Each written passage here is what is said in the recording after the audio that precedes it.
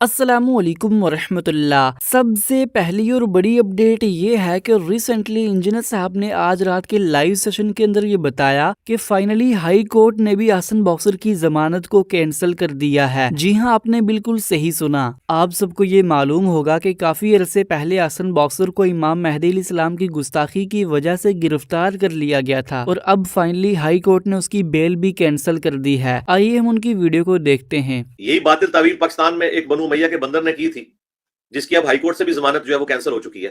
उसने इमाम मोहम्मद मादी अलैहिस्सलाम को नंगी गालियां निकाली थी और जब कोर्ट में पेश किया गया उसने कहा जी मैंने तो शिया के इमाम मादी को कहा, सुन्नी वाले इमाम मादी को नहीं कहा। तो भाई शिया का इमाम मादी हो या अहले सुन्नत का इमाम मादी हो, इमाम मादी तो एक ही है। उसके बारे में दो नजरियात हैं। वो तो रसूलुल्लाह की जात के बारे में भी दो नजरियात हैं, हजरत अली के बारे में भी दो नजरियात हैं, अल्लाह ताला के बारे में भी कई एक नजरियात मुसलमानों के यहाँ पाए जाते हैं।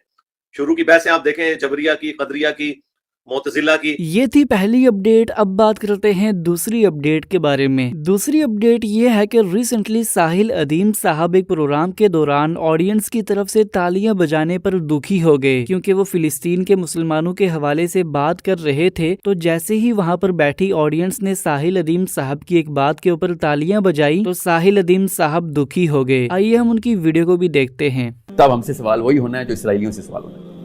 उन्होंने गोली चलाई थी, हमने गोली चलवाई थी।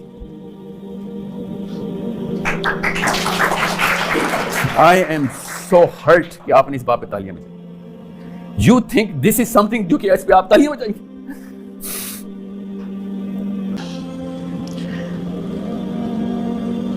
I don't know, क्या पता 5 साल 10 साल, क्या पता कल। I'm not gonna be here.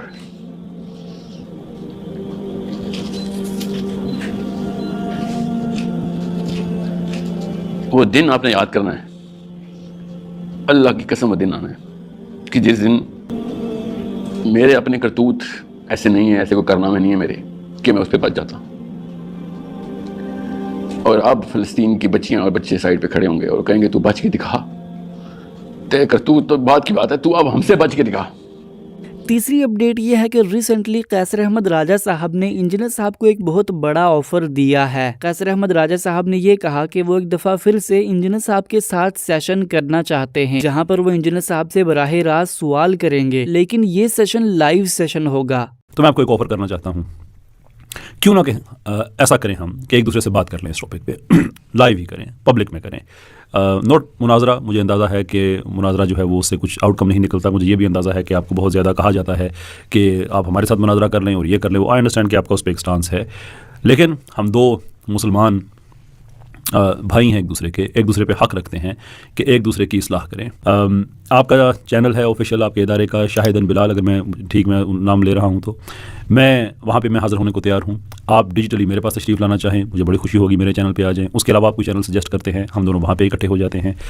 अगरचे ये कोई बहस नहीं है, मुबाहिसा नहीं है, लेकिन साथ एक मॉडरेटर टाइप एक पर्सनैलिटी भी हम एक पर्सनैलिटी ऐसी कि जो इंश्योर करे कि हम अपनी अपनी बात एक दूसरे को समझाने में कामयाब हो रहे हैं।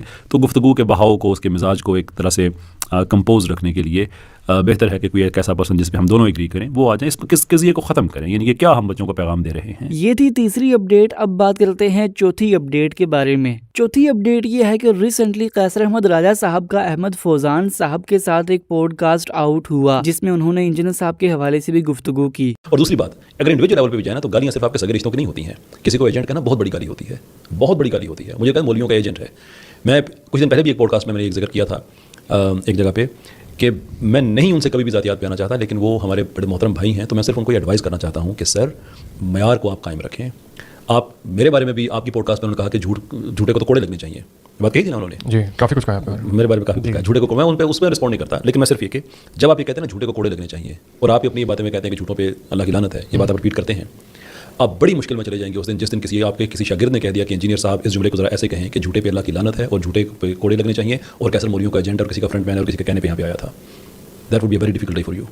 इसलिए मैं अगेन ज़ातियात पे नहीं जाऊँगा, ये मेरा एक मशवरा है कि इस हद तक आप ना जाएँ।